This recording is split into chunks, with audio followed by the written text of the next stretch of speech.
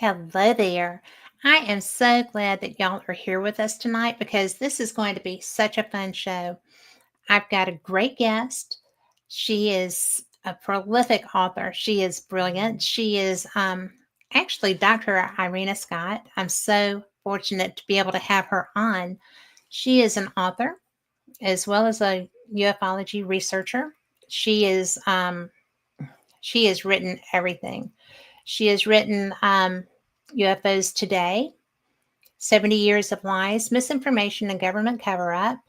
She has written Sacred Corridors, Secrets Behind the Real Project Blue Book, Wright-Patterson Air Force Base, Roswell, Battelle Memorial, Metal, Dr.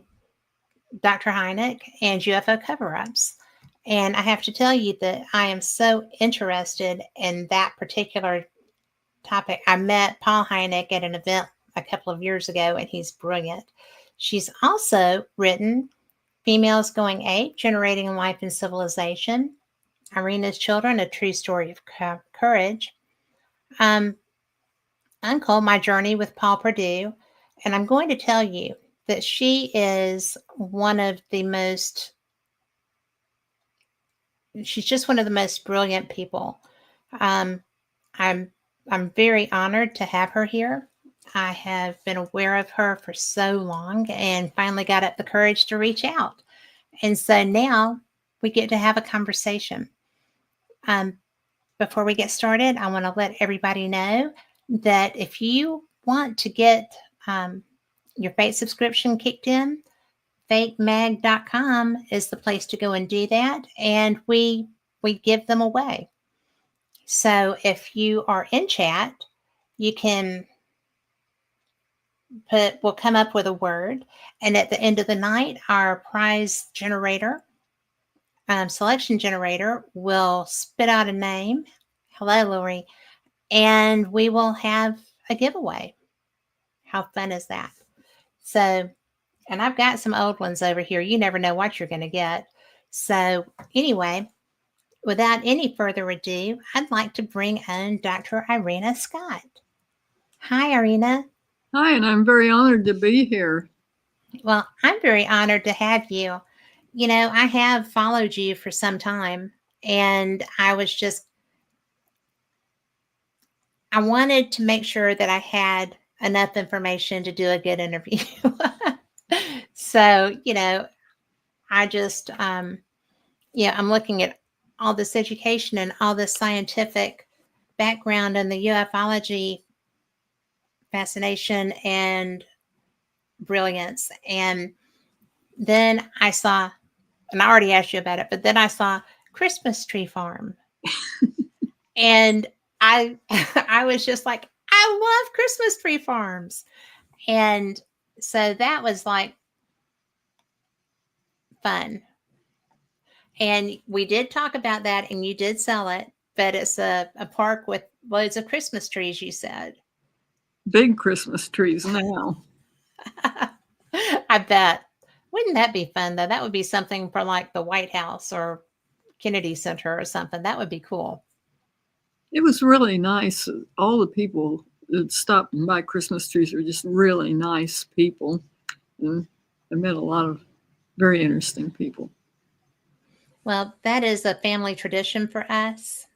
And we go to the Christmas tree farm, and both my son's family and my daughter's family do that. And so if I'm lucky, I get to go with both sets. So I have the best time there. They have hay rides and they have pony rides and all the things that kind of just make you thrilled. They have like the little cloth Christmas ornaments for babies and stuff like that. So I bet you had a lot of fun with that. It was a lot of work too, but it is. Meeting the people was the fun part. Well, sure. But, people don't always realize what goes into running a business. Yeah, you have to do it. You don't just do it at Christmas. You do it all year round. Well, if you're going to have trees to sell at Christmas, you have to. You have to chop them and mow them and everything else. Well, I was going to ask, do those trees when you buy a Christmas tree, it's the iconic shape, right? Mm-hmm. Actually grow like that? No, you have to shape them. So I used to spend my spring after work shaping trees, getting that nice A shape. It's so cool. And I've always wanted to know that. So so that's good. And I was going to say that everyone just enter the pound sign, Carl. Oh, no, he's going to update that. Um, it just shows a pound sign in Oh, chat. No, everyone enter hashtag fake. Ah, It's at the bottom of the screen, scrolling. oh, that's what you were pointing at. Yeah. I tell you what, he saves me from myself all the time.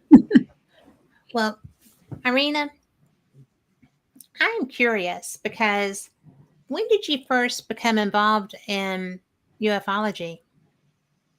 well, became involved when I was really young and before I knew what UFOs were, years before I found out what UFOs were. And that's because my sister and I kind of had a UFO experience in our bedroom when we were just tiny kids. One, a UFO in our room, but we didn't know anything about UFOs or anything about it back then. But Well, can I ask, because that was my first experience, was I saw something in our sky and then mentioned it to my parents and the people that were cooking out with us and was pooed away. And then that night when Jennifer and I went to bed, there were lights that came into our room, and it never woke her up, but it woke me up. And they weren't police lights or anything. There was green in there and white and such. But um, I hid under my covers like that was going to do a lot of good. So what was I was seventh grade? What did I know? Sixth grade. But what was your experience like? well, um, we were real young. Um, she's real sure she wasn't in school yet, and I don't remember if I was in school or not. So we must have been maybe 6 or 4 or something. She was a couple of years younger, Mm-hmm. and I went to bed, and I woke up, and there was this thing flying around the room, and I'd never seen anything like it, but I was just curious, what is this? Mm-hmm. And after I watched, it came kind of close to us a couple of times, and it was just flying around the room. The room was closed; it was dark, and there was a window that was closed and a door, two doors that were both closed. So I don't know how it got in, Right. but I noticed that even though it was dark, it seemed to know where things were, and it wouldn't bump into anything. If it came to a wall, it would turn and go around the furniture and stuff. Mm-hmm. So I didn't know what it was. And then it flipped to the ceiling, but it didn't hit the ceiling, it turned, and it was an attic room type thing with walls that went up about 3 feet apart. And there was a chandelier in the middle of the room. Well, it just flew around to the chandelier and began circling it. And it circled and circled and circled and circled. And then it came down a spiral. And at that time, my sister and I both became terrified. And I didn't even know she knew it. I didn't even know she was awake. She apparently knew I was. So, and we started screaming and ran out of the room and fell down the stairs. And we were so scared we couldn't get the door open.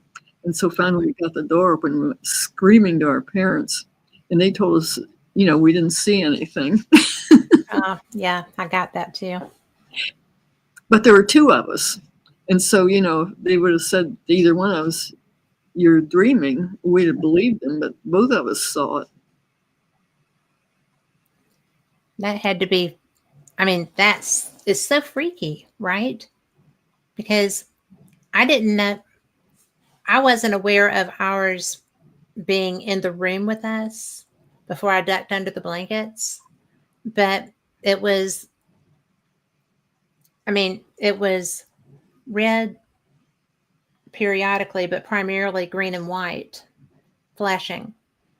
And it wasn't like police lights with the swirls or anything. They were just flashing. And so I still don't know what that was, but that night I had seen something in the sky. And my dad was Special Forces, Green Beret, and they were airborne. They had had a jump practice that day, so there were a bunch of the guys at our house with their families cooking out. And so I told my dad, I was like, "What is that?" Because it's not moving. And he was like, they all just kind of looked at each other and they were laughing. And they're like, "Oh, that's a helicopter." I said, "No, it's not. I've watched y'all jump out of those forever. Y'all were doing it today. That's not a helicopter," because there wasn't any noise. Oh, And, so, and you could hear those, I guess they were Deweys back then, but you could hear them um, from forever away. So, that was my first experience too. And I also was not taken seriously. So, kids. But when did that just stay with you, and that curiosity is what led you to do all of the work that you've done on this? Or no, I had several other sightings, but I was in the field of science, so I didn't speak about them for a very long time. But my sister and I had another sighting when we were older, and we both had other sightings. were you together? Yeah, we were together on another one when we were older. Mm-hmm. It was a pretty complicated sighting. Really? Can you tell me about it? Yeah. Well, we had our first one in Ohio where we grew up, and then we had both left home, and she was at Drew University taking post-grad work, and I was in Washington, D.C. working for the Defense Intelligence Agency, actually identifying airplanes. But anyway, and so we were both on the eastern end of the country, and we decided to, go on vacation and go up to see the New England states. And so one morning, about 6 o'clock, I picked up two coworkers that wanted to go up to New York. She was in Drew University, which is real close to New York City in New Jersey, and drove up and got there and took some pictures of her and the dorm and the people with me and everything. And then she and I continued on. And we got to Boston. We were thinking about staying all night at Boston and then going up and seeing some more of the New England states. But we got there and it was light. And this was way before cell phones or anything. Right. We decided to go up and see a little bit of the New England states to start with. So we went up Route 3 and into New Hampshire and took some pictures there. And I found out years later that it's where the Hills had their experience. We were kind of in the bottom part of that. But anyway, we came back to Boston and looked for places to stay. And we didn't find anything. Everything seemed to be filled up. And so we decided to drive out of Boston and drive around the outer belt and look for places to stay. And so we were leaving Boston, and there was an airport south of it called the Norwood Memorial Airport. And we could see airplanes flying in and putting their landing lights on, and they looked like standard airplanes with their red and green, wing lights and everything. But we saw something under these airplanes that seemed to be kind of following the freeway. And the airplanes look like the airplanes, but this one is just a blinking white light with no other lights. And my sister kept saying, "This is something odd." And I kept telling her, "Oh, it's a helicopter, Yeah. And she kept saying, "No, it's something odd." And so we were kind of arguing, and we kept on. And I got off the outer belt and went on Route 95, which is a big road a freeway that goes up and down the coast. And there was a woods on one side. As I was driving by there was this round thing in the woods, and it looked like glass on the outside, and it had a light on the inside that was sort of spinning around, and it was going from different colors, like between red and blue and purple, and just different shades of those colors. And it seemed to have something on it that was going kind of around it. And I had no idea what it was, but the inside of the car turned green. And I looked at the thing, and it wasn't green. And I thought, this thing is out there. What is that? And why is the inside of the car green? And I looked around. I didn't see green any place. And I wondered what on earth is going on.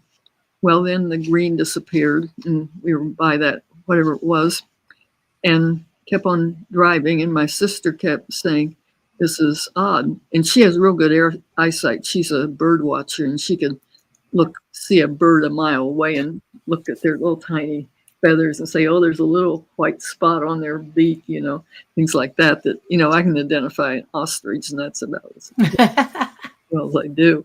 But anyway, she has real sharp eyes, and she said later that the thing would be one place, and then it'd be someplace else, and then it'd be someplace else. And I was driving, and I was irritated, and just kept saying it's a helicopter. And then I told her that if it was a UFO, that the police would be out filming it, and newspapers would be out and everything, so it couldn't possibly be a UFO. And so finally, as we were driving along, she started screaming at me and said it was going to go over the road.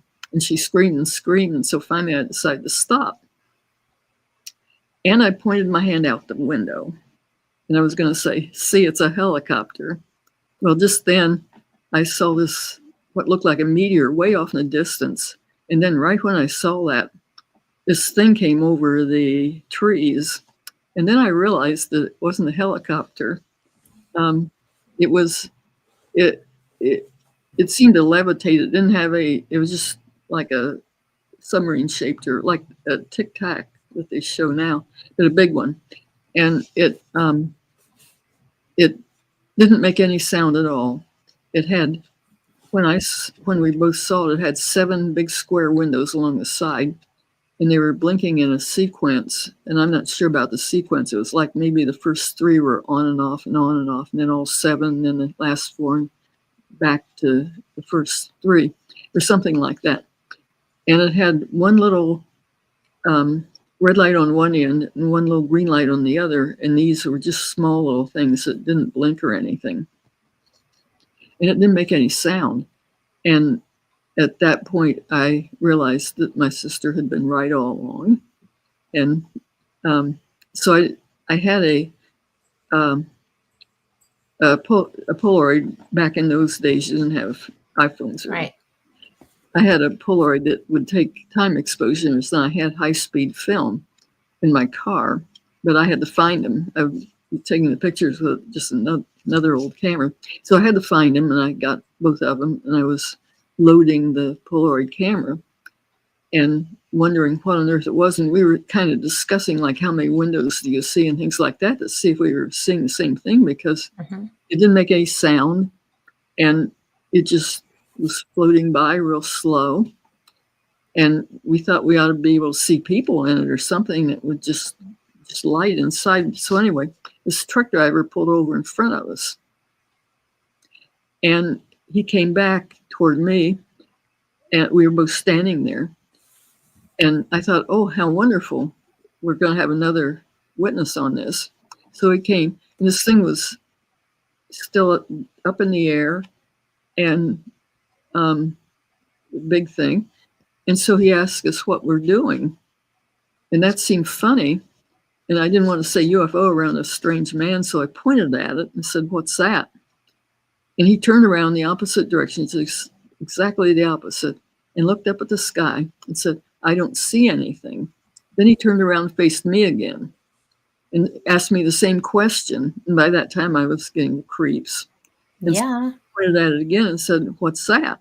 And he turned around, looked in the opposite direction, and said, I don't see anything. Then he gave me a signal, And I'm not too sure what. It's like it was. I understood that he was telling me I was crazy or that I wasn't seeing it, like he pointed to his head or something. He went back to his truck. And I had just missed this wonderful picture. I mean, I thought I was, I worked in DIA in photography, and I thought I'll get a wonderful picture of a UFO and prove that they exist because I had high speed film and I could get it on the freeway and everything, this big thing up there.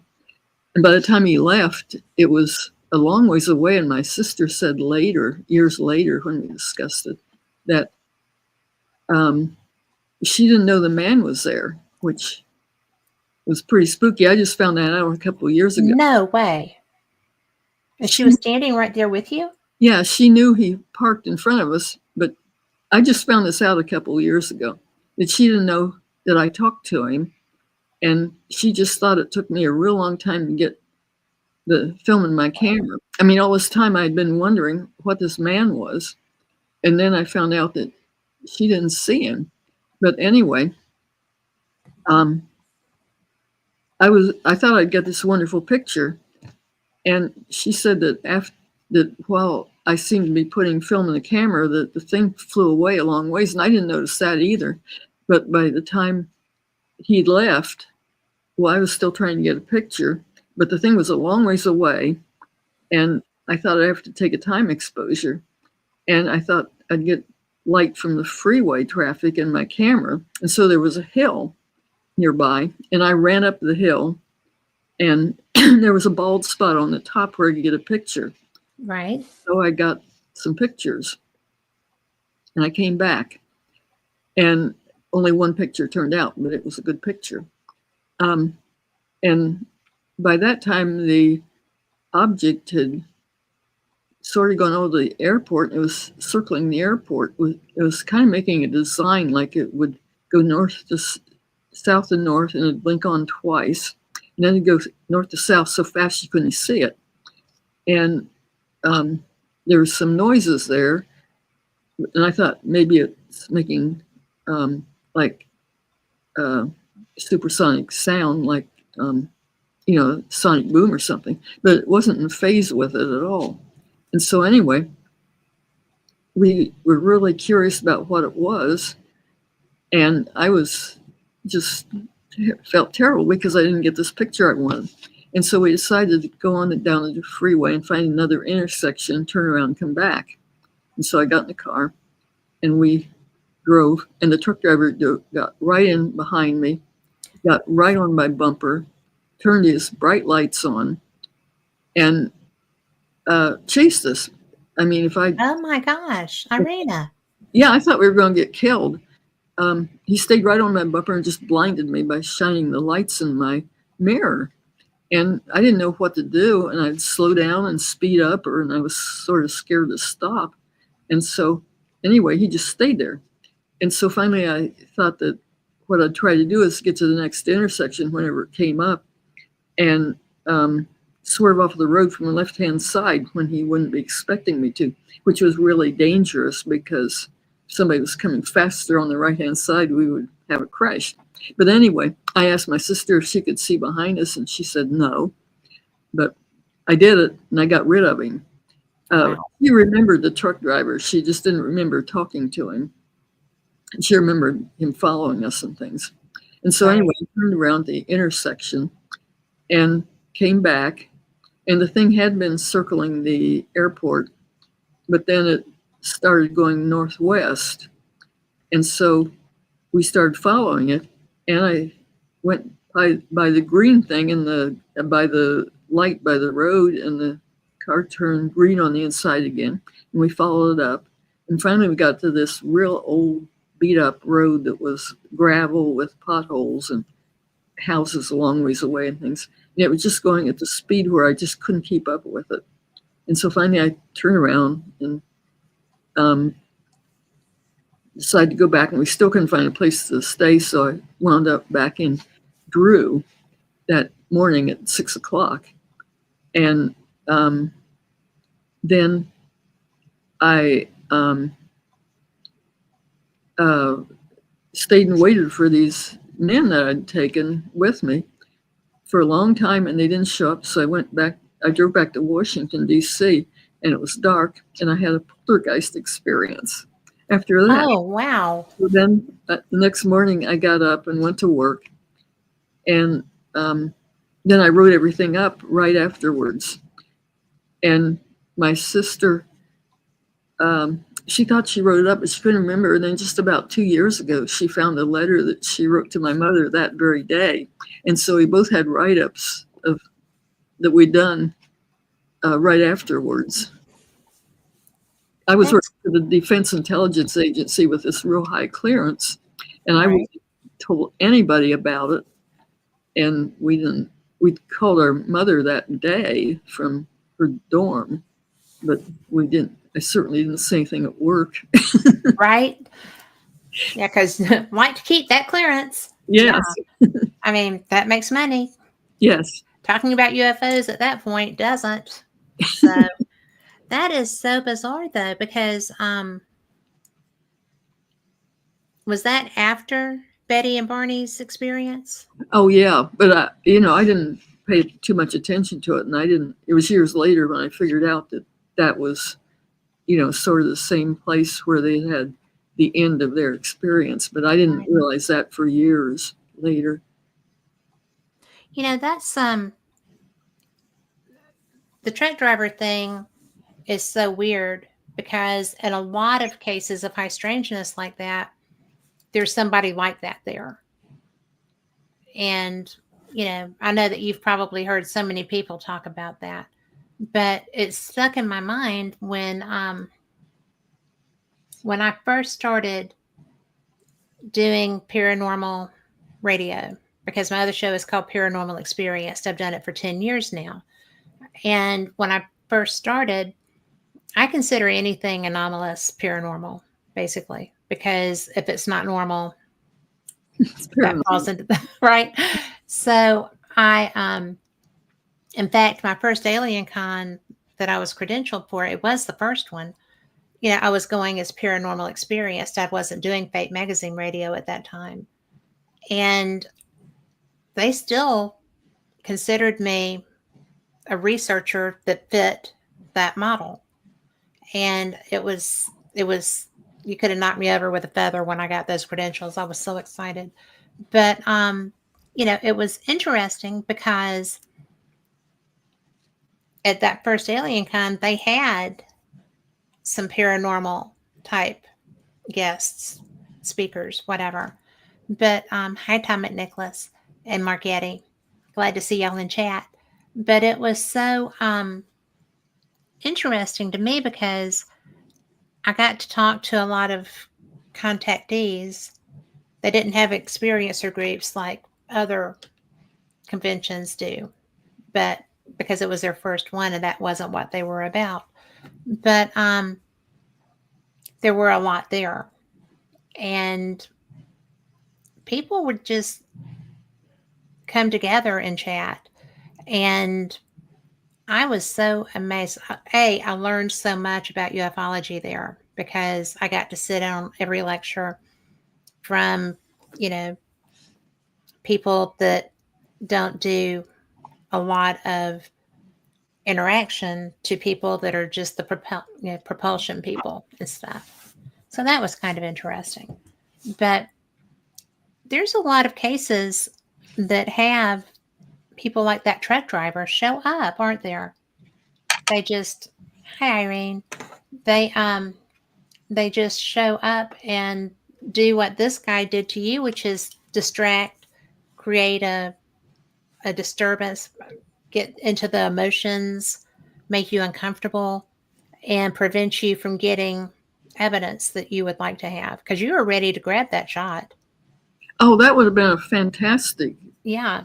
I'm a photographer too. I would have loved that shot. I haven't gotten one because they're too far away from me. But it's just, Irena, read the banner so that you can get your hashtag to sign in for the drawing.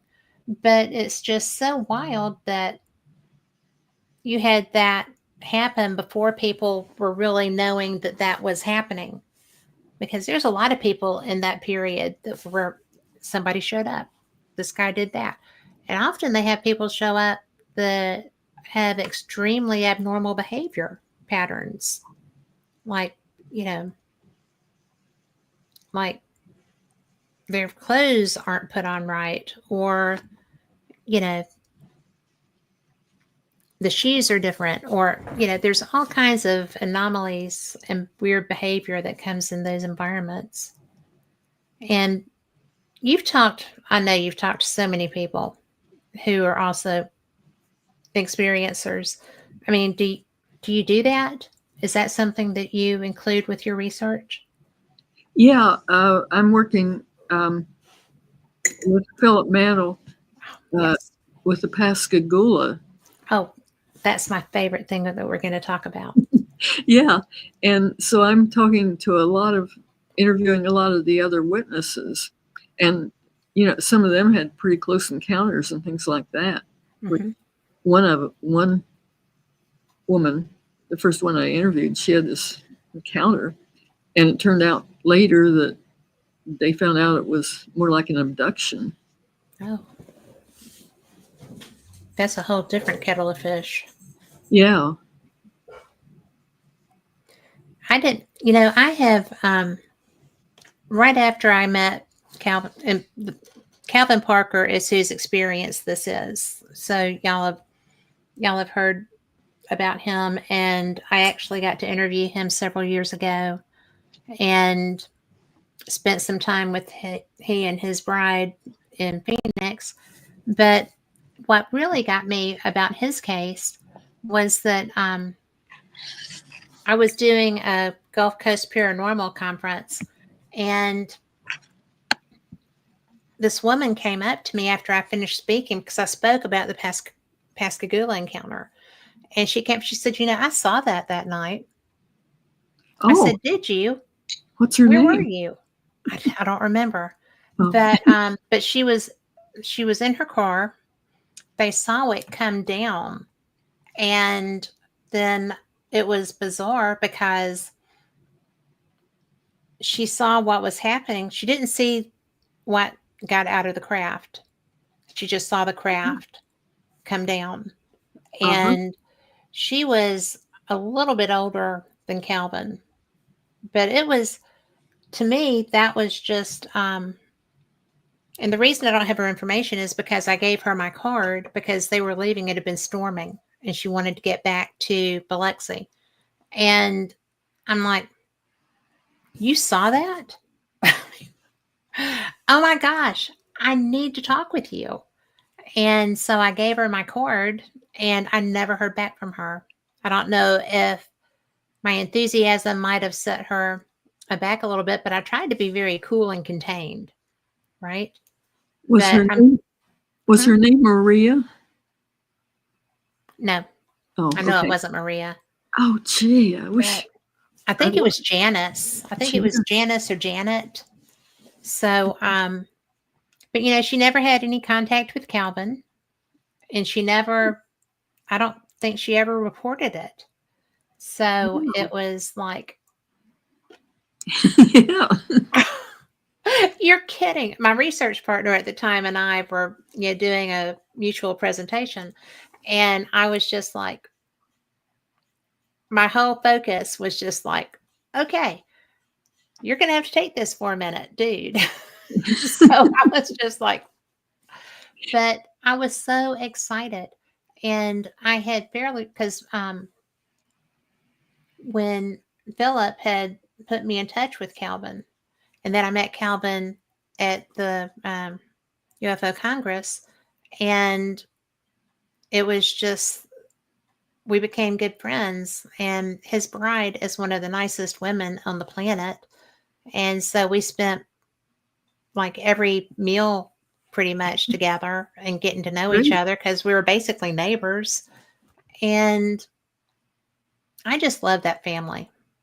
And losing their child was so horrible. And then, Calvin's experience, he had some very tough times in his life. Boy, he did. I just think that he was such a great human being. Well, everybody that knows him just totally trusts him. I mean, Oh, yes. if you wanted to abduct the right person, it was him because he's so honest. So honest and so not about being the focus of attention. He, and, got to go to the police because they were damaged, Mhm. and that whole situation, Calvin, I think, is the more credible witness of the two. And although Charlie was, there too, obviously, and dealt with that. But I just think that Calvin was such a special man. Well, And he didn't want the fame at all. They always no, say, these people are seeking fame. Well, he sure didn't want it. he hid from it. Yeah, I mean, for they years. got that boat built and he was, yeah, I'm gone. But, I just think that, and like I said, that was in my neck of the woods. And that was one of the most intense abduction experiences of that era. People didn't really talk about it. Not to mention the fact that this was a completely different species that was interacting with them than anything that had been reported before. I mean, they look like the Michelin Man with crescent wrenches for hands. Yeah. I mean, it was so different. And it's just interesting. And we're going to bring up some of the information that Irena Tokomama is putting in chat because she is from Japan and she is sharing some of the things. If you want to see freaky stuff, Japan has UFOs, and every time we get an earthquake, now this is true. Every time we get an earthquake, we get UFOs in the sky, and especially near our nuclear power plants. UFOs in Japan goes together. She is the host of the Spooky Japan podcast, part of the Things Network, which I'm also part of. And she also sent me my very first Japanese Christmas card, and it was beautiful. So, and I know I've already told you that, Irene, but it was so cool. But, she said that some of the items we created were taught by aliens here in our country, from medicine and the katana. We taught how to make were from aliens and not by men. So was the Shinto religion created by aliens. So that's interesting because, Irene, I didn't know that. Irena, did you? No. See, that's why I love doing this show, right? Yeah. We get so much information. And so now I'm going to be spending all week learning about this and trying to figure out the time zones so I can get Irene on here talking about that. So you're ready, right, Irene? But Oh, I am just so impressed that, back to Calvin, that when he got ready, I don't even know how Philip Mantle found him. Do you know? yeah.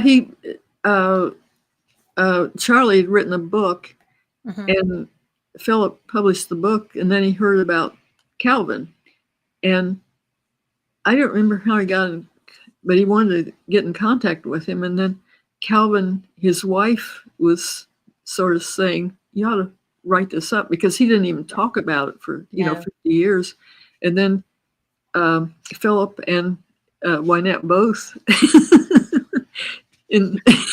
hovered over Calvin, and he decided to say something. Well, he didn't tell Wynette no much. No. Okay, he did not tell her no very often. That was a couple made in heaven.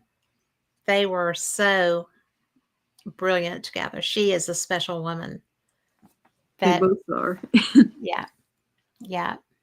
And it's really because I think that it's fun that you and I both have experience with Calvin, because I would swear whatever was necessary to his honesty and his lack of attention seeking.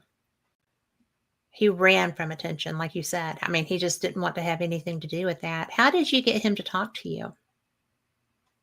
Well, I mainly talked to the other people that had the other witnesses. Um, but he finally started talking. I think, his wife and Philip had a lot to do with it. Mm-hmm. Well, I'm glad that your take on him was that he's as honest as they come, too, because I was absolutely, I know that. So it's nice that to have that validated, too, by somebody that talks to a lot of these people. Well, I think that when you have a witness that's as traumatized as both of them were, Oh, I yeah. mean, the cops left them in an interrogation room with a recorder running. They thought they were going to get them.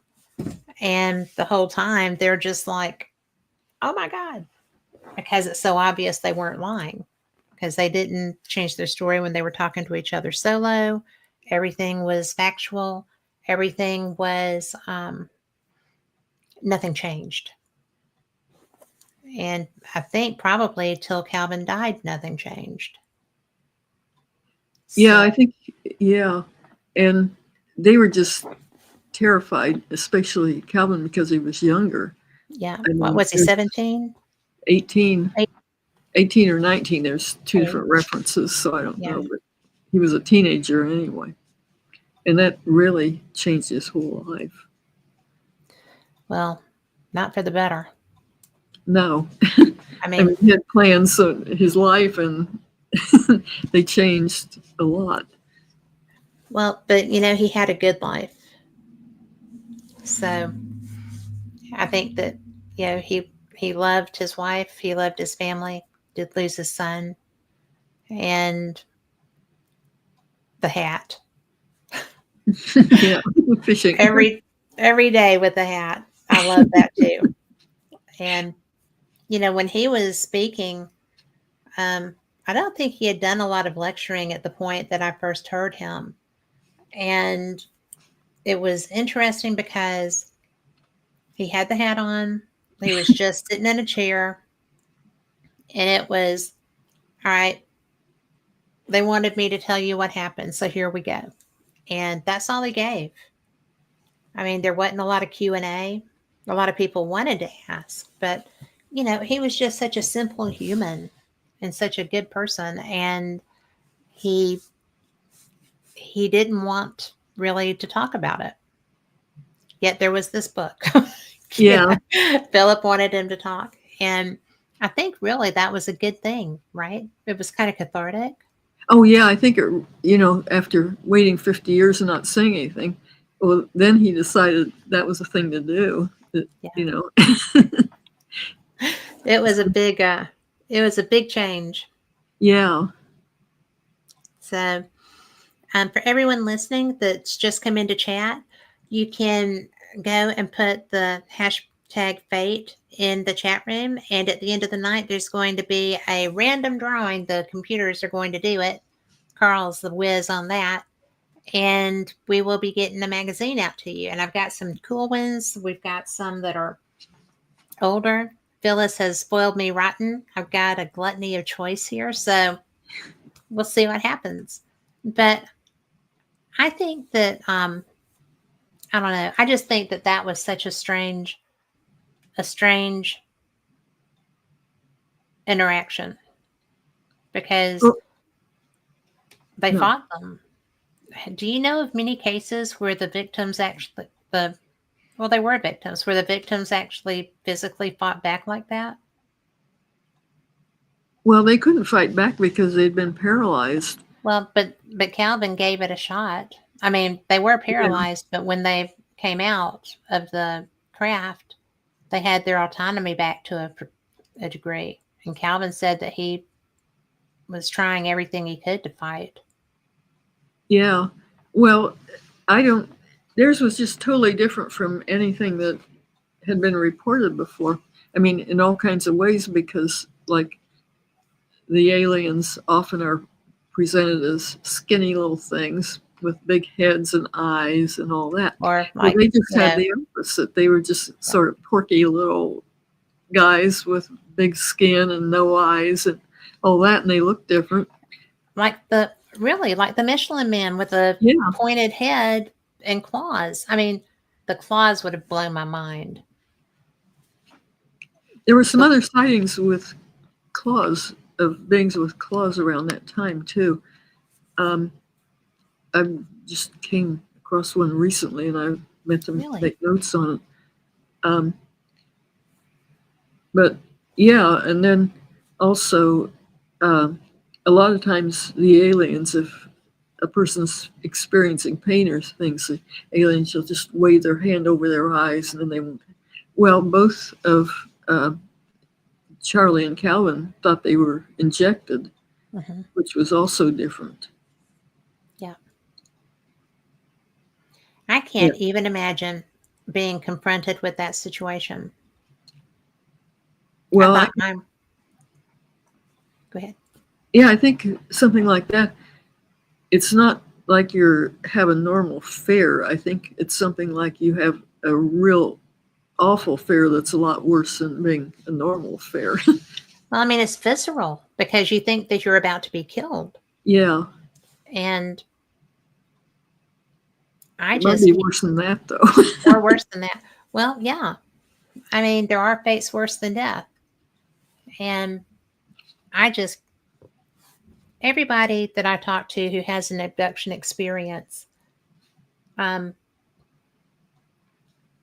it just, I don't know how they can be comfortable in normal society following that.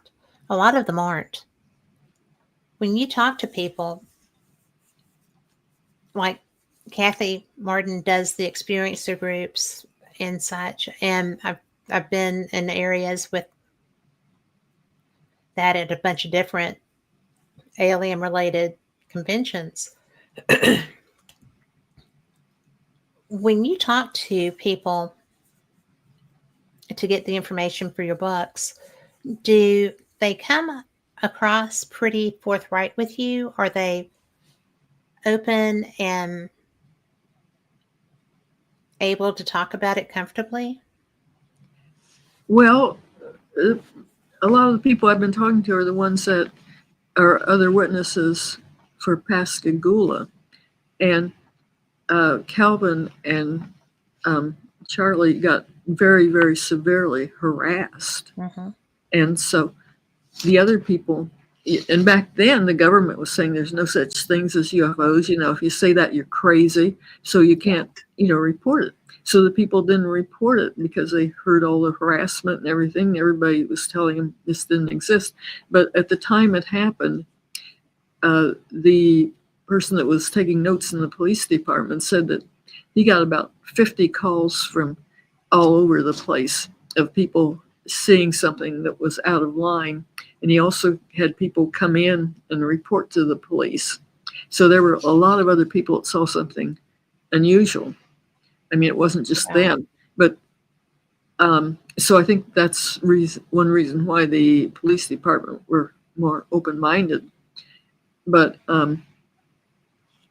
there were a whole lot of other witnesses, but Mm-hmm. people were scared to say anything. Well, that's like the woman I met at that conference that night. You know, she had never told anybody that she saw that. Well, that's what I've run into too. That a lot of these people didn't say anything about it because of the harassment, and plus the government's saying everybody's crazy. But now they're talking about it because it's a lot more open, Right. and so most people, you know, remember it well because maybe 50 You don't years forget ago, but that. that's not something you forget. And then also there was the abduction at the same time, so they know what time it was too. And they were, a lot of them saw something weird that night, and everybody, their friends told them they're crazy or something. Then the next day they heard about the abduction, and Mm-hmm. so they knew, had some reference to say, yeah, I'm not crazy, which helped them. But so I've been talking to a lot of people that had a lot of experiences, and a lot of them had kind of in-depth experience. They didn't just see something. Oh, really? Yeah. Was And that the only abduction though? The guys? no, the first person I talked to was Maria Blair, and she was the first witness. And the way we found her is that Calvin had given a talk, I think it was in a library someplace, and it was on YouTube. And somebody had written in and said, "Yeah, my parents watched the abduction." And so Philip got a hold of her and found out that her mother was Maria Blair and gave me Maria's name. Well, Maria Blair had this story about that. She hadn't talked about it except to her kids, but she and her husband were in a car. They were actually on the other side of the Pascagoula River, and they saw this thing going on then. But also, they were waiting because her husband was going to go out and on a ship and restock or whatever they do it on an oil rig, and he was waiting for his supervisor who was late, and so they were sitting in the car waiting, and she saw this thing flying around, and she said it wasn't like anything normal. It was like an airplane looking for something or about to land or something. She said this was really, really weird. And then she said that her husband decided to go to the ship, and so they walked down the pier, and it was about 9 o'clock, and this thing flopped up in front of her as she was walking along, and it looked like a person. And then it flopped back down. It didn't come back to air or anything. She was really upset about that. And then they went to the ship, and she didn't come back until 12, which also, didn't make sense. So anyway, I kept in contact with her and kept, asking, and she said something was wrong. And then a couple of years later, her husband became very ill, and he later unfortunately died. But right before he went on a ventilator, he told her that they had been abducted and that he hadn't talked about it because, he'd get harassed, and he was a man and he wanted his job and everything. And so she had him talk to Philip, and they recorded him and everything else. So this was like a second abduction at the Wow. same time as Calvin and Charlie were abducted, which is pretty weird. I mean, you don't. Well, that's so get rare. this once. Yeah. I'm not familiar. Have you come across that before, that case? I think it's about the only one. That's I think, crazy. yeah. I think the only one where two separate groups of people were abducted at the same time, maybe by the same thing in the same Was the location. was the wife taken with the husband and she didn't Yeah. remember it? She Oh, didn't wow. remember it, and then he told her about it. And then she started remembering. Then she went into hypnosis after that and remembered more. I'll bet that was a tough hypno session. I think they all were. I think they all are, because there's a reason that we suppress things, and that the only way they come back out is through hypnosis, because we can't cope with them. And sometimes we can't even cope with them through hypnosis. I Yeah. know that it's hard no matter what you're going to do with that. So I just think that, I don't know, when you and I were talking, I told you that I see stuff around Pensacola, NAS Pensacola all the time, because I'm on the Alabama side of the coast. And I see things that don't necessarily look like they come from NAS Pensacola, because they're not behaving appropriately, But and I see, because I'm a sky watcher, I lay in a hammock, I have dogs, I'm outside, and but I've got a mountain on one side of me and big trees on the other, so I have a very limited expanse of sky to watch very much. But at the beach, I can see everything. And there's a lot of times, if I go in the winter, that I'm the only person on the beach, because snowbirds go to bed early. you know, and people that are from there, they're not outside much when it's cold. But, it's really kind of interesting. And in fact, Lori Dorsey, who's in chat, and I were out there one night, and she comes from Ohio and comes down to spend a week with me in the winter. And she was blown away too by some of the things that we saw. And it's not scary because nothing really is going to be that interactive, I think, around those bases. But because you've got Kessler and Biloxi, and you've got another air station, then you've got NAS Pensacola, and there's some Coast Guard bases too. So there's not going to be anything, I think, that's looking like, hello, I'm a UFO. I mean, they're just kind of like, we're getting through here now. But it's so interesting to see them because they're very different, and their flight patterns or flight behavior is very different. And I know that they test everything out there, because if you go further down to Destin, you've got Eglin Air Force Base. That's a straight Air Force. There's stuff all along that coast. And I know there's test stuff up there. So I don't get real blown away all the time. But when you see something it's like, hello, then it's cool. Disconcerting sometimes when you're the only person out there. But, I stay close to the buildings, right? Because I'm really not interested in having a cognitive abduction experience. Yeah. I heard Calvin. I'm just like, nope, I'm good. Thank you. Do I know for sure that I haven't? No, because I don't think anybody knows for sure, unless whatever they do breaks. But, it's, you had mentioned the Betty and Barney Hill situation. And I think that the worst thing I've ever heard was Barney Hill's regression therapy, the segment that I heard. And I just think that not every alien is going to be our friend. You found that to be true, haven't you? Well, I'm trying to be neutral and just, collect the information, not take sides. So I don't. Well, sure. No. But I mean, and I get that because you're a researcher.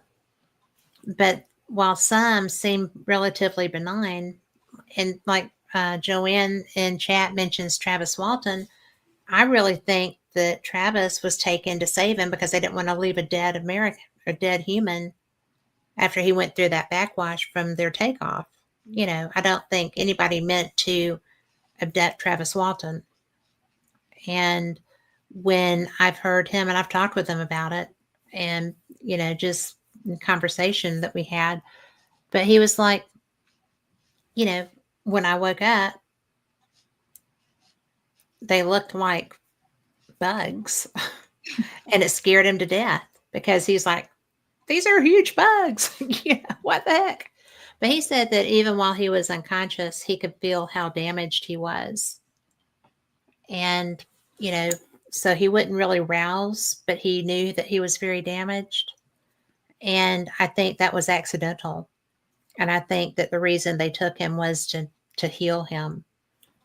But when he reacted to those bugs, they took him. I mean, they left. They left the room where he was and came back as Nordics.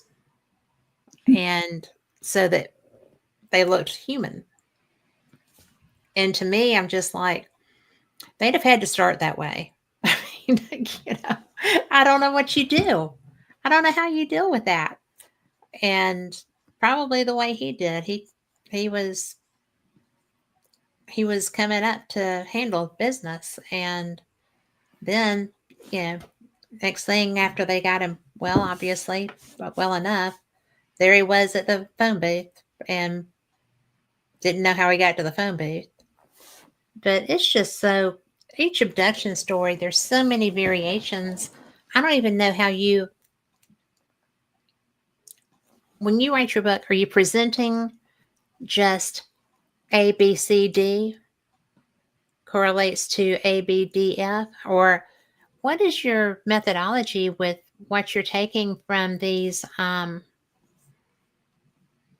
experiencers? Well, one thing is it seems to me like abduction is more complicated than what it's. I mean, it's presented as people being taken captive and up in a UFO, and they take your samples and all that. And some of them are pretty scary, like where they put a big needle in you and things like that, and painful.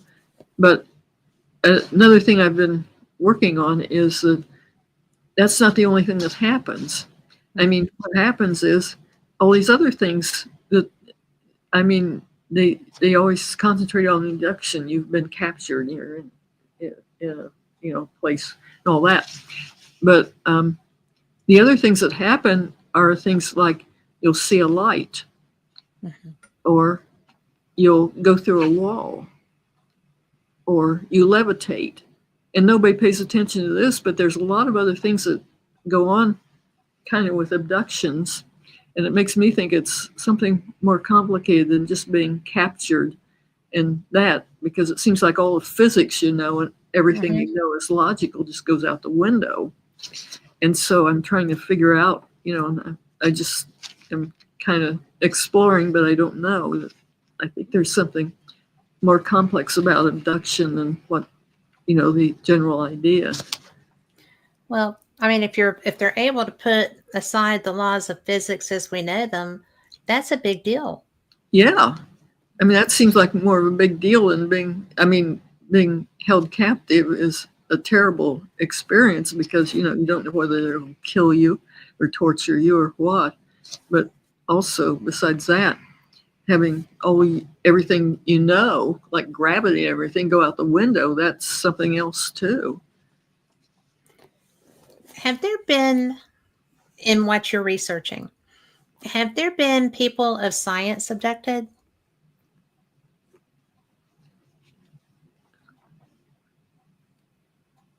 Yeah, and I can't remember his name. Yeah, I think so. There's been definitely people of science that have had a lot of sightings and things like that. But I don't think people in science talk about it. So. Well, depends on their science. But if you're trying to keep your fellowship, maybe you wouldn't come forward, right? Yeah. I don't think.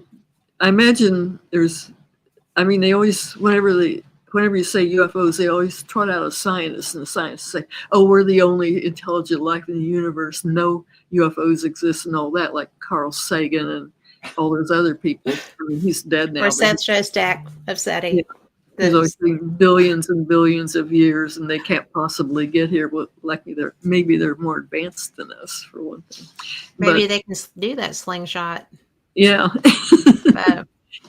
But I think up until recently, scientists didn't go around talking about it.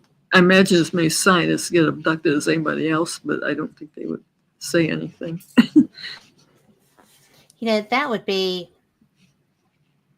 would be cool if you were a practical physicist, okay, to be taken and get to talk to them about this propulsion system that you're using. I mean, if you could maintain and not lose your mind with fear, you could have a good conversation. Yeah. Except that maybe so far beyond us that, they wouldn't know anything. But wouldn't it be fun to contemplate? Yeah. They could come back with the propulsion system if they, maintained. So I wonder if there's any scientists willing to volunteer for that. But, probably there are, but. Well, I mean, I'm sorry. If I would not want Calvin's experience, but there have been others that didn't sound so horrifying. I know people that seem to have a relationship with, repeat abductees Hmm. kind of people. And it's almost like it starts out as a grudging friendship, but it seems to become a relationship. And I know one woman who had a relationship with the abductor, and it evolved into a relationship instead of just being an abductor abductee thing. And she said that she had a child and that she gets to see that child periodically, that he doesn't live here. And she was being brought forward by Grant Cameron. And I thought, well, that's a fairly serious researcher with a little bit of different attitude than I have, but still a researcher. And I heard her speak the first time she ever spoke. And it's just kind of like, I didn't know what to think. Have you talked to people that have had relationships with their abductors? Well, yeah. And that's something I don't understand is that if I, there's some people that are talking to aliens and they're like their friends, but like if I talk to an alien, I'd want a witness.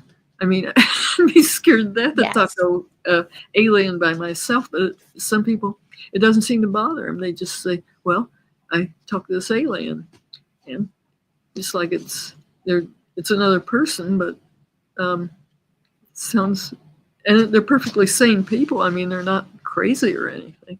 I have a friend who talks to aliens. They visit her. I mean, like they have names, Yeah. and Uh-huh. they're from different galaxies,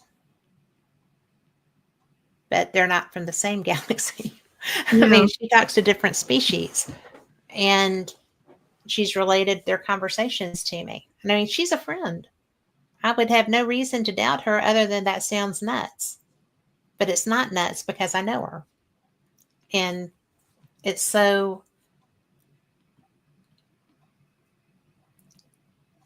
not what you hear about happening. Yeah. And I mean, know people like that too that, have kind of like friends or relationships with aliens. And it doesn't seem to bother them. I mean, they just seem to, just like it's another person or something. It Well, would it is just definitely another, bother yeah. me. Well, it would depend, and she and I have been friends for years. And so I know who her contacts are. And she had actually gone camping and saw a craft that she didn't recognize, a kind of craft she didn't recognize. And she had fear in that moment. So whatever was there wasn't a good contact, I would not think, because I trust her instinct. She's very smart. She's very grounded. I mean, she's not a person given to making things up just for attention. She's just very, this is me. I'm happy. If you don't like me, you're missing out, but that's okay. Just kind of in her world and happy. And so when she started telling me things, I was like, okay, you know, and it took me a little while to be very accepting of that because I thought, well, that's very different. It sure is. And so, and I'm not given to woo, really, but that was very different, and it was somebody I trusted. And then she said that one of them had decided that he was going to protect me, and I was like, at my house, right, not going anywhere else. But yeah, because I'm her friend, there's somebody that shows up here periodically. And I never see them. I feel the energy, but I never see them. And I don't know. But I'll call her. I'll call her when I feel that. And I'm like, was somebody just here? And she's like, oh yeah, that was, the name.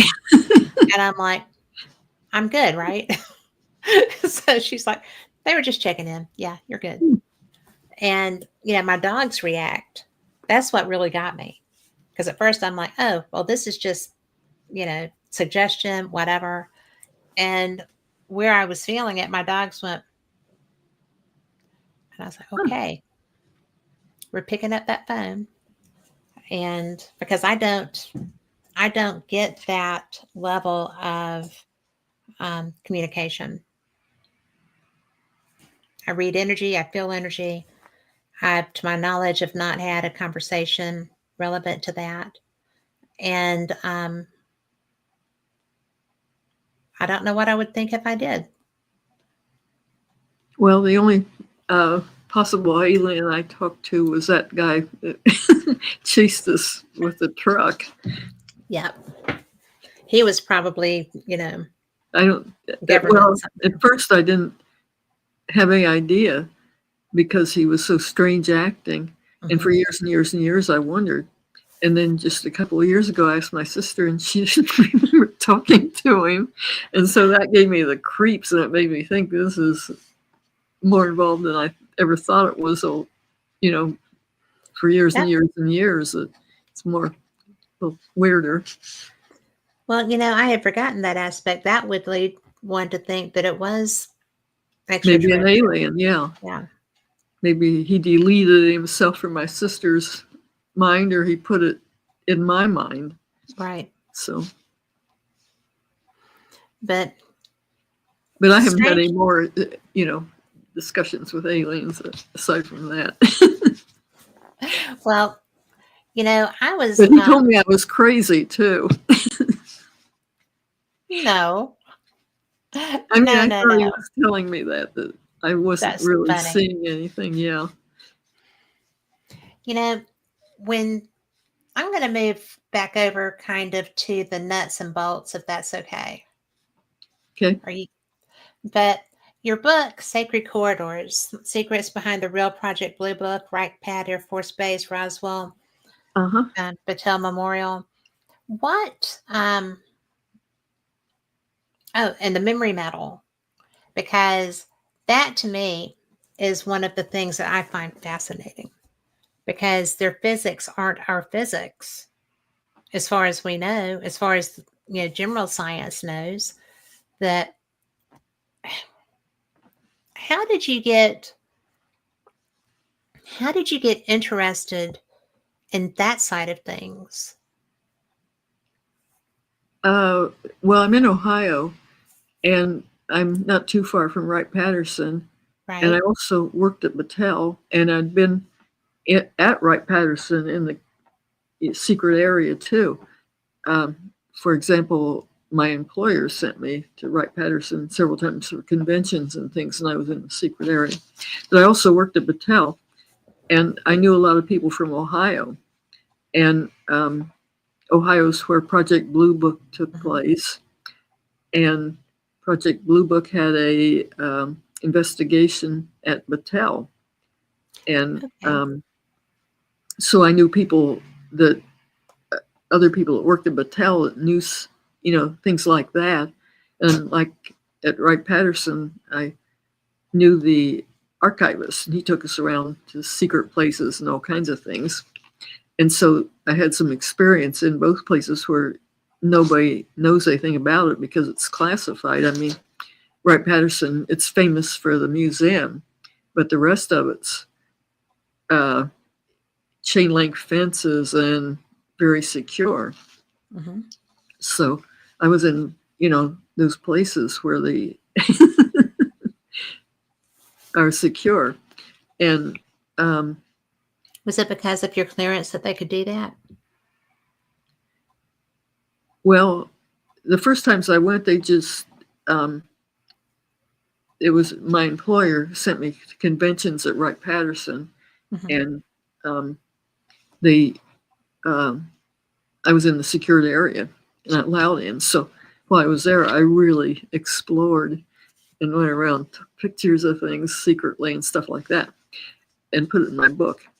But I also worked at Battelle, and it's secured too, and so I had the clearance to get in. And I knew people that worked there that had clearances too. Do Only, all of you people with those clearances just sit around and talk about this stuff? well, I didn't have a clearance to do UFOs, and nobody I know did except one person. And she was a person, Jenny Zeidman. Have you ever heard of her? Mm-hmm. She was a friend of Dr. Hynek's, but she was also the investigator on the Coin helicopter case. And she worked at Battelle, and she had clearances. And she had a lot of notes. In my book, Sacred Corridors, I used a lot of her notes, such as she wrote to Dr. Hynek for a long time and gave me the notes. And so I published those of, Dr. Hynek's handwriting and letters to her and things like that. Right. And so she had a perspective on it. And I just, a couple of years ago, had a whistleblower type article in the MUFON Journal Mm-hmm. about it, that when the Project Blue Book was saying that UFOs don't exist, and whenever anybody'd see a UFO, they'd have a scientist come out and say, "Oh, you just saw Venus. You couldn't possibly see a UFO. They don't exist." Right. But at the same time, they were saying that to people. They had a secret study going on at Battelle to try to figure out what UFOs are. And so they were saying one thing out of one side of their face, UFOs don't exist. The other place, they're having a secret study to see what's going on. And so anyway, then they had this Robertson panel. You've heard of that? Mm-hmm. They had a bunch of scientists and fed them information, and they came up with the conclusion that UFOs don't exist. And not only did they conclude that, they concluded that they ought to harass anybody that reports UFOs and all that too. Well, there was this memo from Battelle, from the top of Battelle,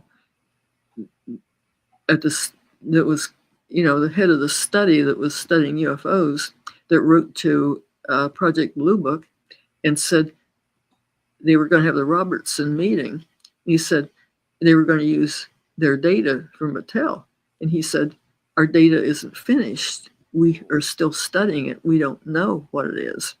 And so the CIA went right ahead and had the Robertson panel. And the Robertson people said there's no UFOs and everything, fed them data, even though the data wasn't there. Battelle didn't have the data yet. And so it was just a total farce. No doubt. That's a lot of the governmental stuff relevant to this.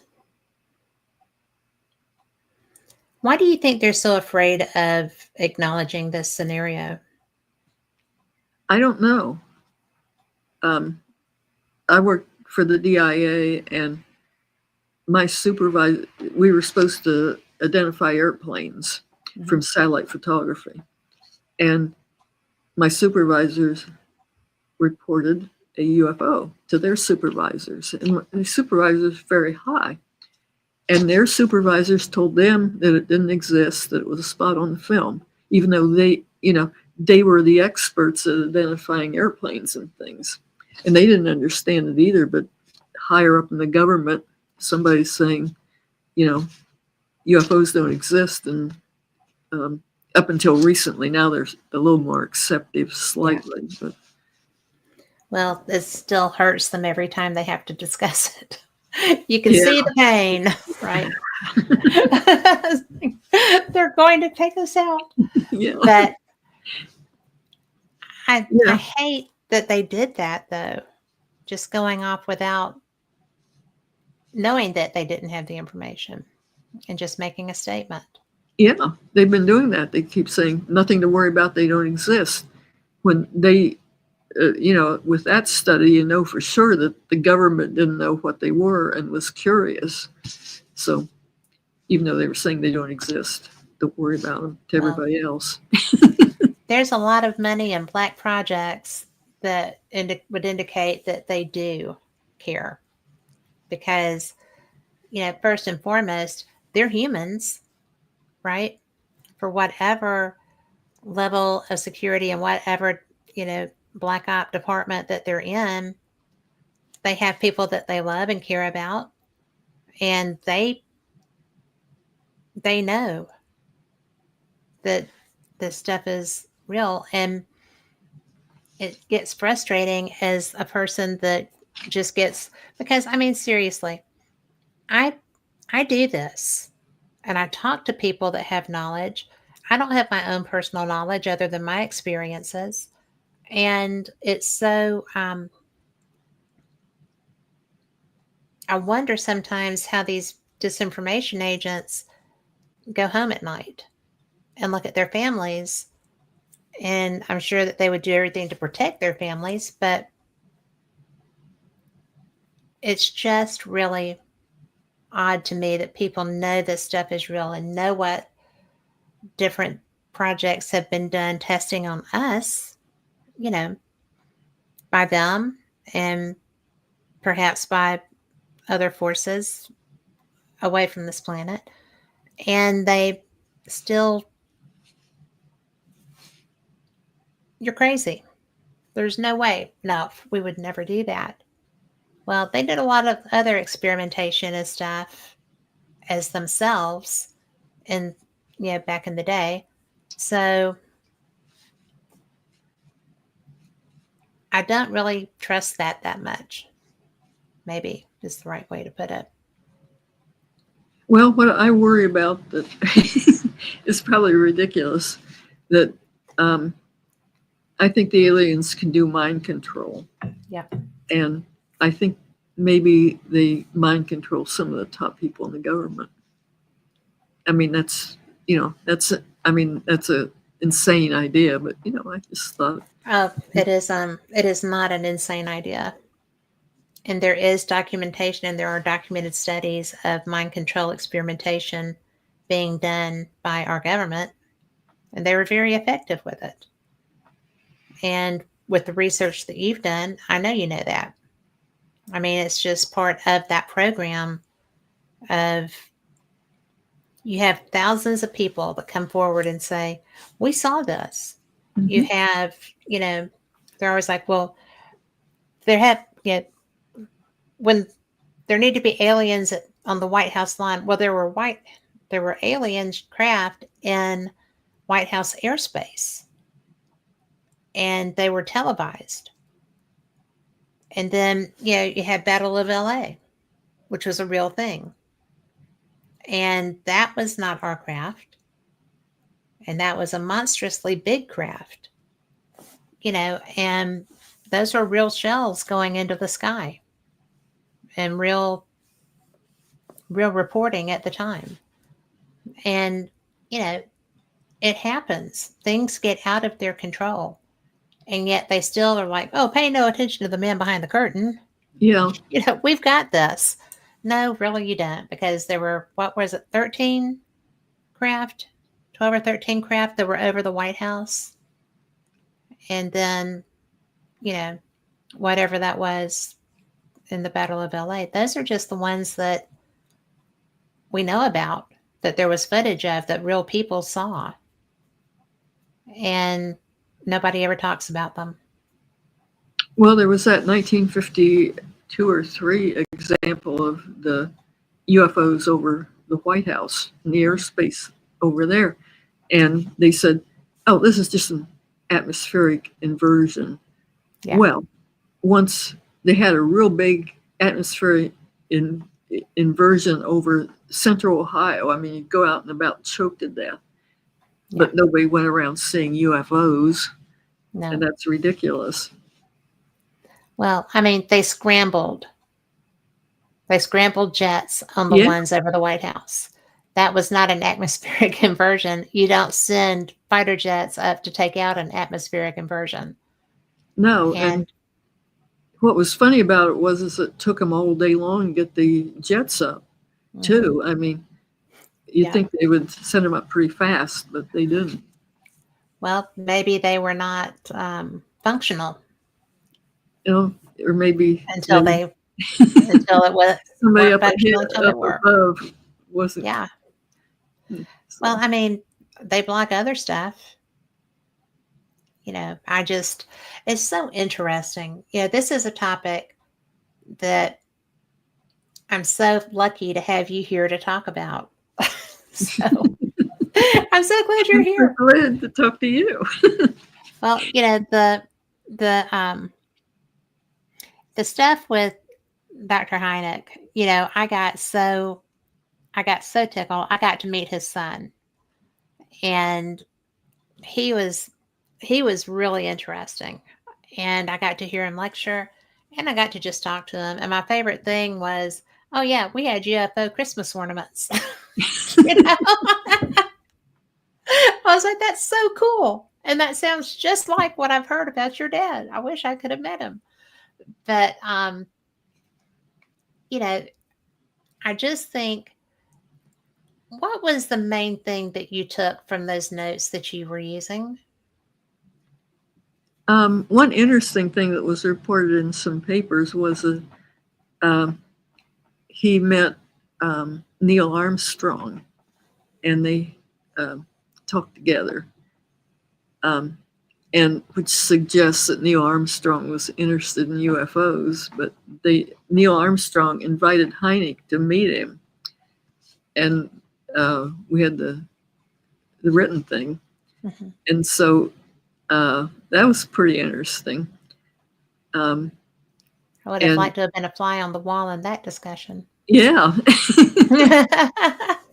Yeah, I've met Paul too, and I've talked to Dr. Hynek, but I never met him. I think maybe I met him once in person, but Yeah. it was when I was a lot younger. What is the biggest? I'm going to save that question. I'm going to wait on that question. Go ahead. I was just going to say, what is the biggest thing other than your personal experience? Because there was no doubt after that. I know there wasn't. But as far as work related things that, because you've written books on just about everything. And I'm trying to get back to, the other stuff that you had written. I am interested, because you've got the UFOs today, 70 years of lies, misinformation, and government cover up. I know the research that had to go into that. You've got so much. What are the top three things? It doesn't have to be in order. What are the top three things that have made you say, outside of your personal experience, holy crap, this is real? I mean, you've seen so much. You've had access to so much. You have talked to some of the greatest minds in that side of the field, as well as other fields too. I mean, your research is impeccable, and your reputation precedes you. I mean, I know the work that you do. What are the main things that have made you say, okay, this is real. This is something that nobody really wants to acknowledge and talk about, but they know it's real too. And what do you do with that knowledge? Well, I think one of it that I investigated that really impressed me was, I think we called it the dancing lights or something. We'd written it up in several places, but it was this place near Logan, Ohio. And these people were living in a farmhouse. And they began to see these lights above their cornfield. They'd blink off and on and move around and things. And they reported them. And the thing stayed, usually with a UFO, it's there for a second and then it disappears. And you say, well, this looked fair, and it's no longer there. Well, this was different because these lights were there. And they called and reported them to all kinds of places. They called Wright-Patterson, they called the the TV, the sheriff, and all kinds of authorities. And the police came out and investigated and watched them. And they said one thing that an airplane flew over, and it flew over in grid-like pattern while these flashing lights were in the over their cornfield. And so these investigators came. It was on TV and everything, but nobody could explain it. And that seemed like a really good sighting because it stayed around. There were a lot of witnesses. The investigators didn't know what was going on and everything else. And then there was another one, I think it was called the Ravinia sighting, where these policemen were, one of them was Neff and one of them was named Spar. Do you remember that? Maybe not. These two policemen were out by their car in Ohio, in this area, and they heard a report on their police radio that somebody saw a UFO in Michigan, and they laughed about it and all that. Ha ha ha. Well, then they looked up, and this thing was up above them. It came over, and it was up above them. And then they were terrified, and they ran and got in their cruiser. Well, this was before iPhones and everything.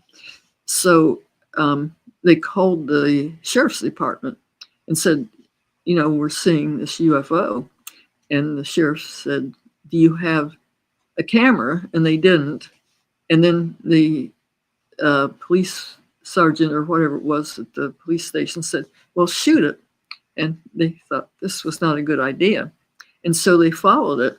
And they followed it for a long distance. And the thing would, if they got too far behind, the thing would wait for them. Or if they went around town, it would go up above. And so they were on the radio the whole time with the police department. And they went all the way across Ohio. And they went into Pennsylvania. And they passed, I think, the airport in Akron. And they heard that Akron sent up jets. But the thing was a lot slower. It was just following them, you know. But there were a whole lot of other witnesses that saw it along this chase, and it went quite a long ways. And then it disappeared finally. But it was a really good story. And so then they had this Project Blue Book guy come out, and he told them it was Venus. I mean, he made these sheriffs look like they were just totally stupid. And it ruined their lives because nobody would trust them from then on because they couldn't tell Venus from something that had chased them across 2 state lines. And it just ruined their lives because the Project Blue Book guy was a liar. Mm-hmm. They did a lot of that. I don't understand yeah, that. that's what impressed me because they had a lot of witnesses, plus the UFOs stayed there while they were being observed and things like that, which they allowed it. Happen. Of course, the Pascagoula one's a pretty good one because there were a lot of witnesses on that one. Yeah. And I talked to them. Did you talk to the one that saw the alien under the water in Pascagoula? The alien, there was one that was like under the dock. The people that were across the river. Uh-huh. they saw one that was like swimming under the dock they were at. That's the one I And think I was telling you about. but That I don't know if they remember, because I don't remember you saying that they had one on their side of the river. And I mean, if I was seeing what was happening to Charlie and Calvin. well, they didn't know what was happening then. Oh, okay. They Okay. just knew something was going on at the other side of the river. And then later, the next day, they heard about the abduction. And so they thought it was the abduction. But when it was going on, they didn't know. They just saw something going on. Right. Well, that was a part of that experience that blew my mind, was that the people that were on the other side of the river from Calvin and Charlie were on a dock Uh-huh. and saw one of those creatures swim underwater, looking up at them on the dock. And they were just like, oh no. And, because there's a lot of weird stuff in that water in Mississippi. And I mean, could have been a garfish, it could have been whatever, but they were absolutely convinced that it matched the description of Calvin's aliens. And for them to be amphibious gives a whole different side to that, I thought. Well, there was an underwater sighting, a real good one that happened there about, I think it was November the 6th, which was just not too long after the abduction, which was October the 11th. And this was these fishermen. I talked to one of them. There's only one alive now. And there were 11 people that saw it, but they saw this thing floating around. And they called the Coast Guard about it. The Coast Guard went out and looked at it too, and nobody figured out what it was. But that was very seriously investigated by the Coast Guard, and the sighting was real close to where the abduction was. Was that sighting of a being or of a craft? A craft. Okay. I did not know that. And that's It made the news, just like the abduction there, and then the thing underwater also made the news. That's wicked cool, because the thing underwater that I heard the report of was a being. So the fact that they had a USO also, that's crazy. That sounds like Maria, that she saw this. She was walking along the pier, and this thing flopped up that looked like a being. Mm-hmm. And then it went back down, and she never saw it come up for air. But then when her husband said several years later they were abducted, well, he said he saw them swimming back across the river too. Okay. That must be what I'm talking about. It sounds very similar to that. Interesting. Yeah, it sounds like we're talking about the same thing. That's cool, right? I mean, because my source was not, Well, maybe you had another one. That would be fantastic if you did. I'm going to have to go through my I have notebooks. I journal about shows, and I have 10 years worth of notes. I will find that. Great. I don't think it was when I talked. I don't think it was when I talked to Calvin on the show, but I will find it. But I know I don't have the name of the woman that was at that event, because I didn't have anything to write on, and we were just kind of passing time. But she was actually driving on the interstate coming through the Crane area, the White Crane Reserve. And so she just saw it looking down toward the shipyards and down through there. A lot of people saw it from the air, from the freeway. From that highway. Yeah. I mean, but there was no place for them to stop and watch it either, because that's bridges. Yeah. So they couldn't do anything but note it and keep going. I would have loved to have seen that, but I wouldn't have been thrilled with it when I found out that it was somebody that became my friend later. You know, gee, Calvin, hey, I saw that happen to you, but we're good. He was such a great guy, such a great man.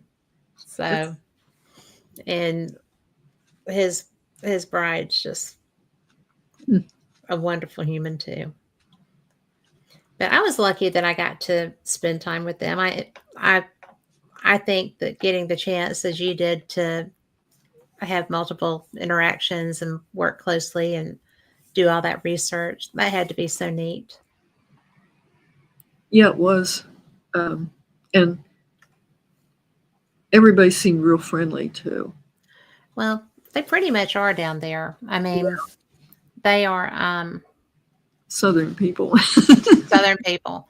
Well, sometimes we can be feisty Southern people, Okay. you know. Yeah. But I do want to let people know while we're on the topic that your book about Calvin that you wrote with Philip is Beyond Reasonable Doubt, Mhm. the Pascagoula alien abduction. Yeah. And you did a good job with that. Well, Just it had a lot of research in it. Yeah. I'm just trying to find it. I should have it. Here it is. This is a fantastic book. It's really well researched. Go higher. Yeah. And it's pretty. So that's nice too. Yeah, Well, there's a lot of evidence beyond a reasonable doubt. you know, to be able to get to beyond a reasonable doubt, that's a high standard. And I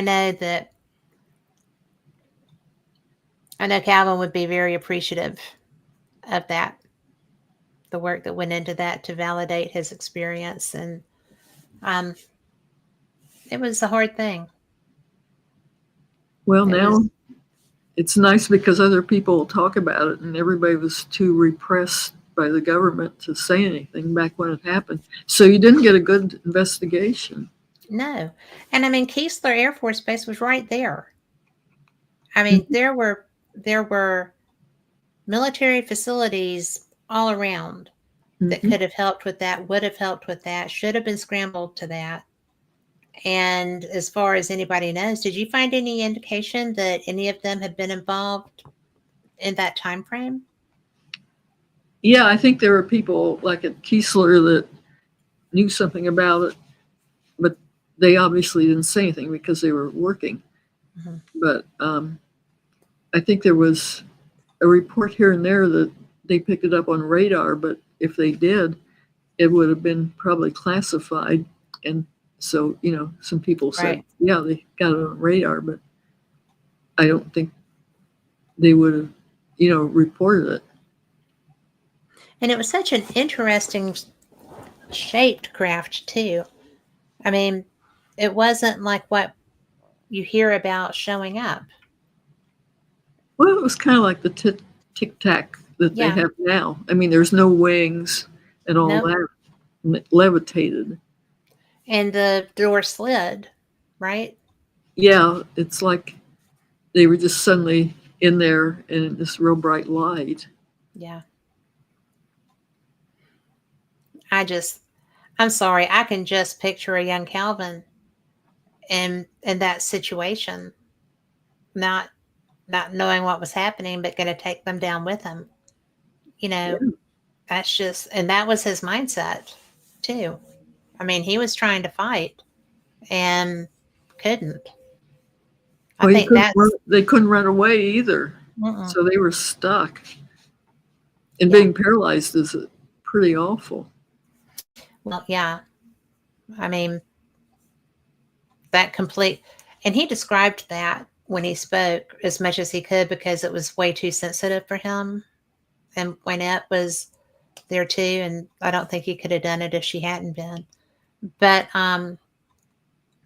it was so emotional and so difficult.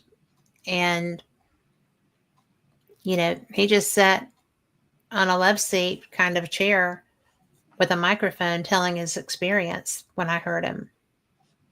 And I was so moved because he sounded like me.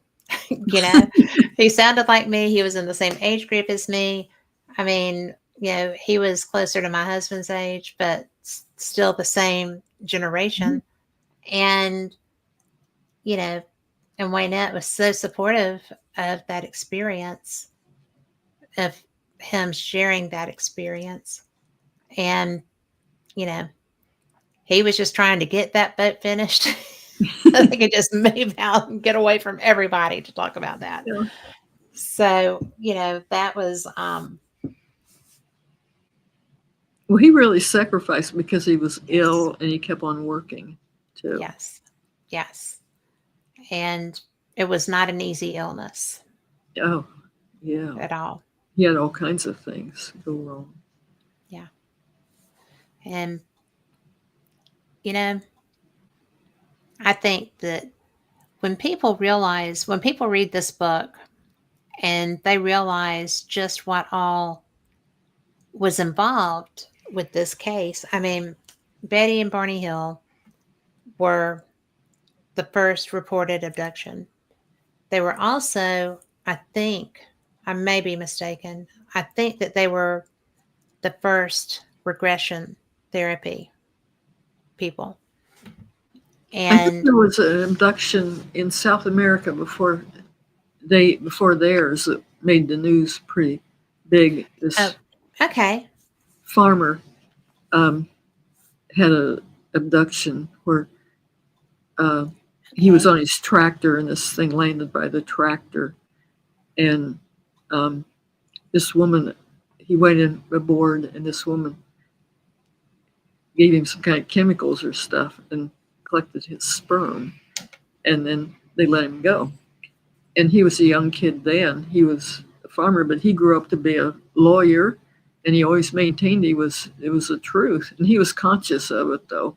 But I think that happened before Betty and Barney Hill, but it was down in South America. I was not aware of that case. I can't. It's Spanish, and I can't remember the exact. It's in my book, but I don't. I'll find it. Okay, I'll let you know. Well, yeah, but you're going to have to be specific. Which book is that in? UFOs Today? I think it's in Beyond Pascagoula. Okay. Well, I've got that one already, so I just haven't finished it yet.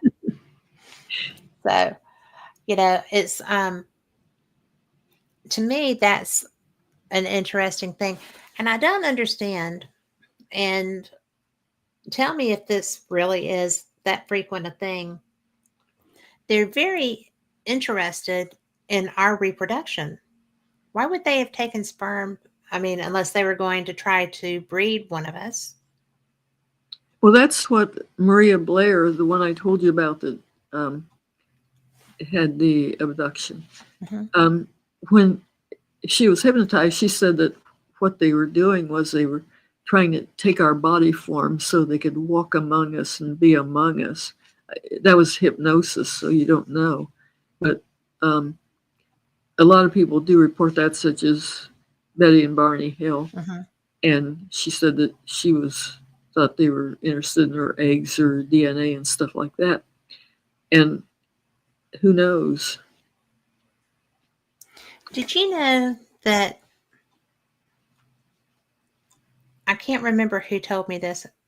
Might have been Kathy, might not have been. That they couldn't work the zipper on Betty's dress. Yeah. Isn't that wild? That's the only reason that she wasn't stripped. They couldn't work the zipper.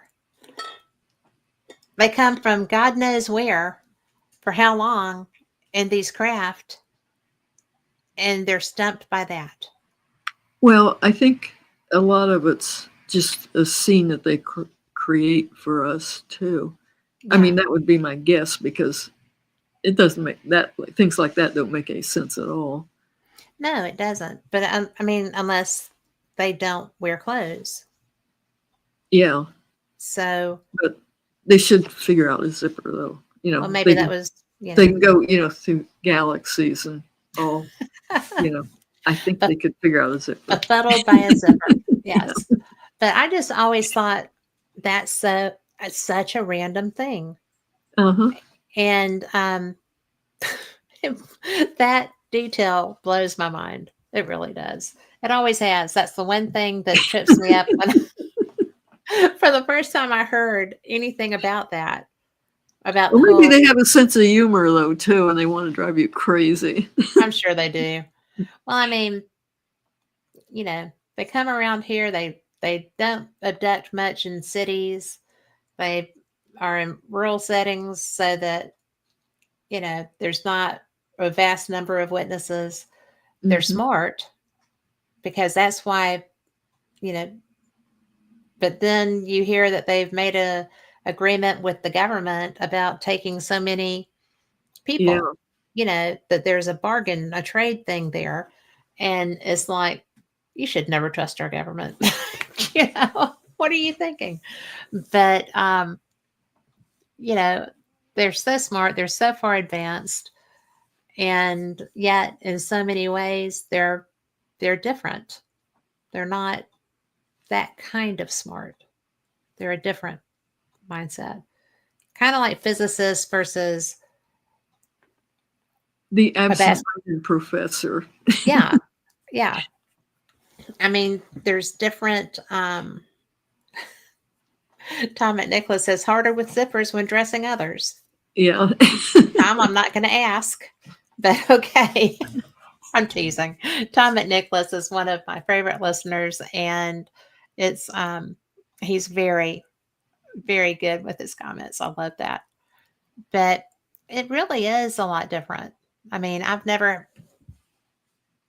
when I had to care for my mom, she had, you know, elastic because I couldn't do anything. And then when we had to go, it was hospital gowns. But Good. it was just like, oh, well, okay. Yeah, they And make those so ridiculous. I know, and so attractive and sexy, right? Oh Oh my yeah, god. you have to figure out, what band to put where and And the fabric is hideous. I yeah, mean, it's just like, no, I'll make my own when the day comes to it. yeah. But I really think that this has been such an interesting conversation. I Certainly am has. I have enjoyed every minute of it. So And did I. you know, if y'all are if you have Amazon, go up there, and her books are under Irena Scott, and you can look it up under Irena Scott Books. And there's a bunch of them. And I really think that, well, there's not one that I would not look forward to reading. I'm already working on them. So, but the UFOs Today book, that is from 2017. And there's a lot of information in there. So that is the way to go and check it out. Now, if you have not already put hashtag fate in chat, you're going to want to do that because we're about to do our random selection from the computer for an edition of Fate magazine sent to you. So I'm going to lean over here because Hey, I didn't Kat, put it up here. Yes, sir. tell everybody on your Twitter accounts to go to one of your YouTube channels because Okay. we can't enter off of Twitter. Okay. Tell them to go over there. We'll give them a few minutes to get on YouTube so they can enter the chance to win. All right. Well, I think they're listening.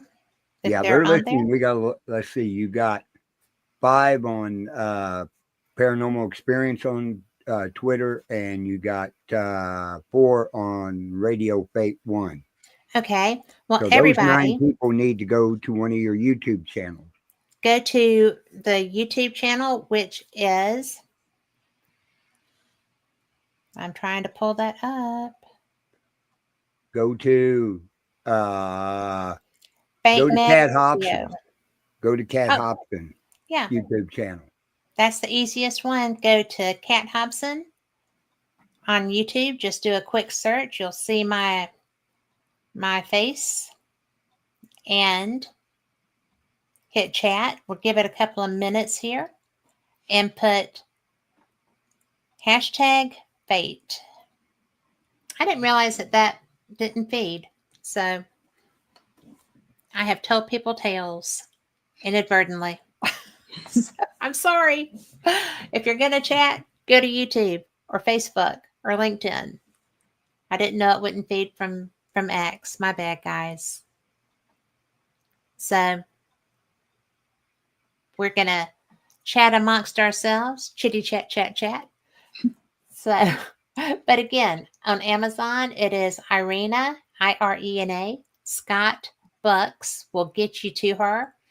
The UFOs Today, 70 Years of Lies, Misinformation, and Government Cover-Up.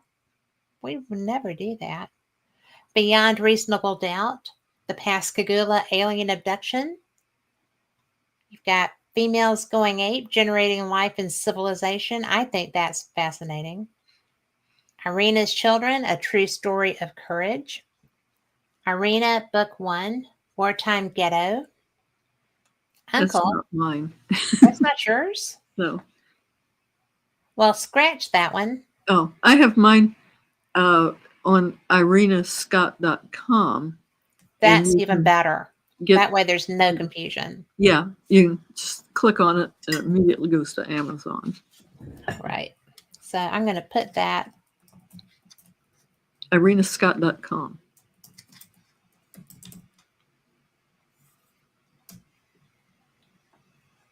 And that just fed out to everywhere. So Oh, okay. We're good with that. But, well, has anybody moved over? Okay, we need to go ahead and do it because we've only got like 4 minutes now. Are you ready? Yeah, do a countdown, Kat. All right, we're going to go from 5, 4, 3, 2, 1. Blast off.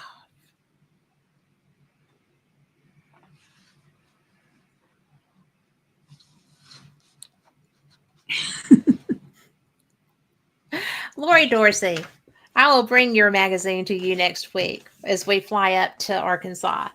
So I'm so excited. I am going to be at the Ozark Mountain UFO Conference. So I will have Fate magazines with me, and come find me. We'll have a Coke. We'll have a cup of coffee.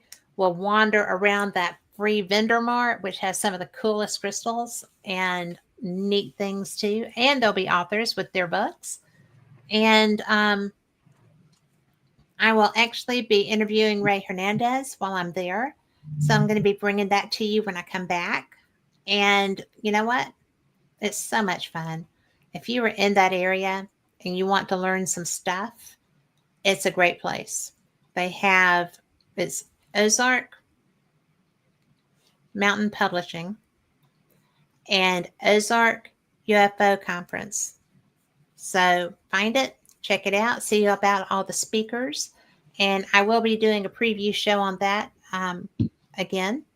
And it's so much fun. Irena, I have enjoyed you beyond belief. This has been fantastic. Thank you. It certainly has. Thank you so much. Maybe we can do it again. Maybe we can do it again sometime. Okay. Thank you. Woo! Thank you. All right. For everyone listening, thank you so much. You're the reason for these shows, and we will see you next week. Same cat time, same cat channel. Good night.